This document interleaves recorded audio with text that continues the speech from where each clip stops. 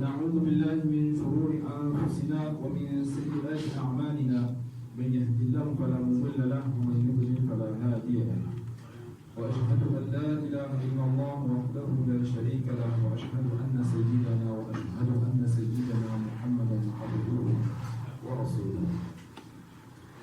عباد الله، أوصي نفسي وأوصيكم بتقوى الله العلي القدير بالخوف من الجلال ومن الجليل والعمل بالتنزيل والاستعداد ليوم الرحيل.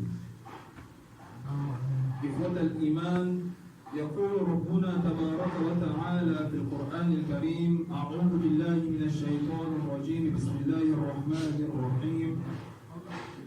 وقضى ربك ألا تعبدوا إلا إياه وبالوالدين إحسانا إما يبلغن عندك الكبر أحدهما أو كلاهما فلا تقل لهما أف ولا تنهرهما وقل لهما قولا كريما واخفض لهما جناح الذل من الرحمة وقل رب ارحمهما كما ربياني صغيرا. وقضى ربك ألا تعبدوا إلا إياه، أي أمر الله عباده أمرا مقطوعا به بألا يعبدوا إلا إياه. وبالوالدين إحسانا، أي وأمر بالإحسان للوالدين، والإحسان هو البر والإكرام. فقد روى مسلم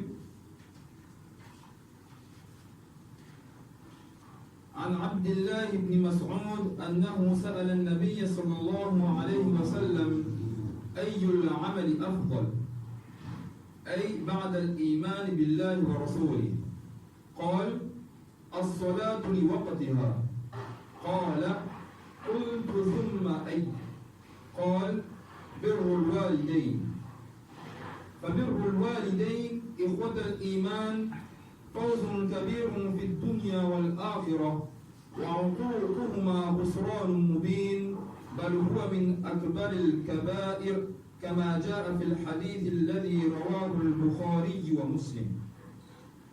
وروى البيهقي عن رسول الله صلى الله عليه وسلم أنه قال: ثلاثة لا يدخلون الجنة، أي مع الأولين أي لسبب العذاب لهم إن لم يعفو الله عنهم، وعد منهم العاق لوالديه.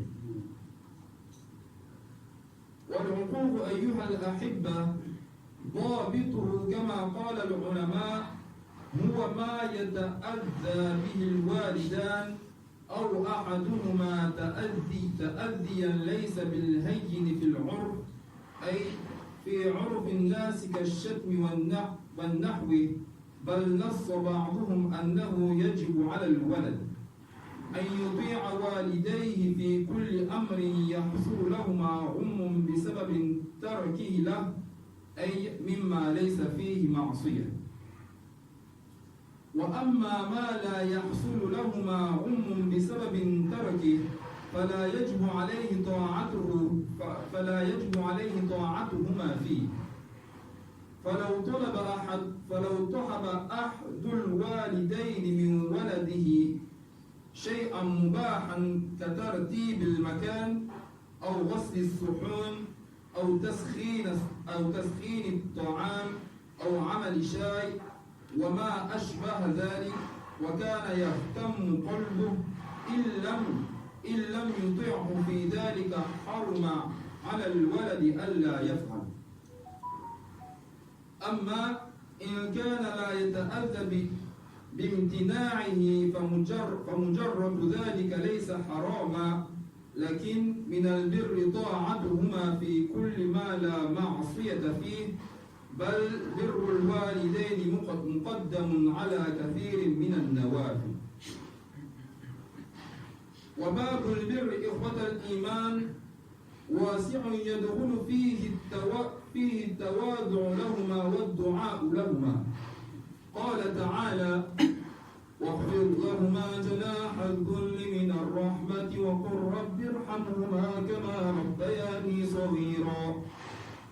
أي أنل لهما جانبك متواضعا متذللا لهما من فرض رحمتك إياهما وعطفك عليهما وارفق بهما وادع لهما بأن يرحمهما الله كرحمتهما لك صغيرا عندما كنت محتاجا لهما.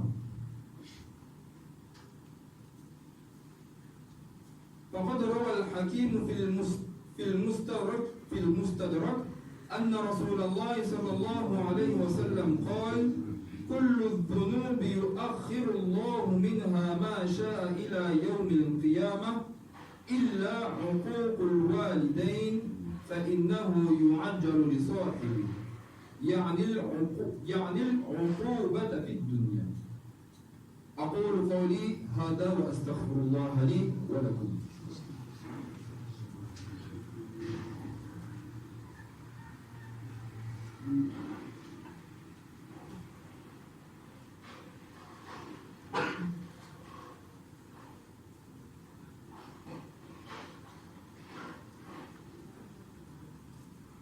إن الحمد لله نحمده ونستعينه ونستهديه ونشكره ونعوذ بالله من شرور أنفسنا ومن سيئات أعمالنا.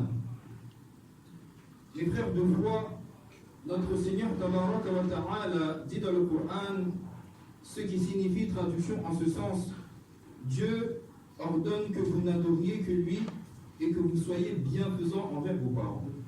S'ils atteignent la vieillesse chez toi, l'un des deux ou tous les deux, ne leur dis pas pouf. Et ici en note il est marqué que le mot pouf en français est cité dans la traduction du mot ouf dans le Coran en arabe, qui est un mot qui désigne l'agacement avec un manque de respect. Et donc ne leur dis pas cela, ne leur dis pas des paroles rudes et adresse-leur de bonnes paroles. Muslim a rapporté d'Abdallah Ibn Mas'ud qu'il avait interrogé le prophète sallallahu alayhi wa sallam: quelle est la meilleure des œuvres, c'est-à-dire après la croyance en Allah et en son messager? Le prophète sallallahu alayhi wa sallam avait dit ce qui signifie accomplir la prière dans son temps. Puis il a demandé: et ensuite quoi d'autre? Le prophète sallallahu alayhi wa sallam lui répond: la bienveillance envers les parents. La bienveillance envers les parents, chers frères de foi, est une grande réussite dans le bas monde et dans le delà, et le repos est une perdition claire. Cela compte même parmi les plus graves des péchés, tout comme cela est parvenu dans le hadith rapporté par Al-Bukhari et Muslim. Al-Bayhaqi a rapporté du messager de Dieu sallallahu alayhi wa sallam qu'il a dit ce qui signifie: 3 catégories de personnes n'entreront pas au paradis, c'est-à-dire avec les premiers, du fait qu'ils subiront un châtiment au préalable si Dieu ne leur pardonne pas. Et il a compté parmi eux celui qui fait preuve de recours envers ses parents. Et que veut dire le recours? Le recours, tout simplement, c'est faire un grand tort aux parents. Son critère de définition est, comme l'ont dit les savants, c'est ce qui cause un grand tort aux parents ou à l'un des deux, une nuisance qui n'est pas négligeable selon les us et les coutumes, c'est-à-dire selon les habitudes et les coutumes, selon l'usage des gens, comme les insulter ou ce qui est de cet ordre. Certains ont même dit qu'il est un devoir pour un fils ou une fille d'obéir à ses parents en toutes choses provenant d'eux et à la suite de laquelle il serait peiné si on ne la faisait pas, à savoir tant que ce n'est pas un péché. Toutefois, s'ils ne risquent pas d'être tourmentés, si les parents ne risquent pas d'être tourmentés dans le cas où on ne le fait pas, ce n'est pas un devoir de leur obéir en cela. Si par exemple, l'un des deux parents demande à son enfant quelque chose d'autorisé, comme de mettre de l'ordre dans une pièce, de laver la vaisselle, de réchauffer le repas, de préparer du thé ou ce qui est de cet ordre, et que le parent aura le cœur chagriné si l'enfant ne lui obéit pas, alors il est interdit à l'enfant, au fils ou à la fille, de ne pas le faire. Maintenant, si cela ne provoque pas de nuisance, dans le cas où on s'abstiendrait de le faire, le simple fait de ne pas le faire n'est pas interdit. Cependant, c'est une bienveillance que de leur obéir en tout ce qui ne comporte pas de désobéissance. Et plus encore, la bienveillance envers les parents est prioritaire sur beaucoup d'actes surérogatoires. La porte de la bienveillance, chers frères de foi, est très largement ouverte. Entre dans ce cadre le fait d'être modeste envers eux et de leur faire des invocations. Et Dieu nous ordonne d'être doux, modestes et humbles avec eux, par miséricorde et par tendresse avec eux, que nous soyons doux avec eux, que nous leur faisions des invocations pour que Dieu leur fasse miséricorde, tout comme ils ont fait miséricorde lorsque nous étions petits et quand nous avions besoin d'eux. Enfin, Al-Hakim a rapporté dans Al-Mustadrak que le messager d'Allah sallallahu alayhi wa sallam a dit ce qui signifie Dieu retarde ce qu'il veut du châtiment de tous les péchés jusqu'au jour du jugement, excepté le recours envers les parents. Le châtiment parviendra rapidement à celui qui l'a commis, c'est-à-dire qu'il lui parviendra dans le bain.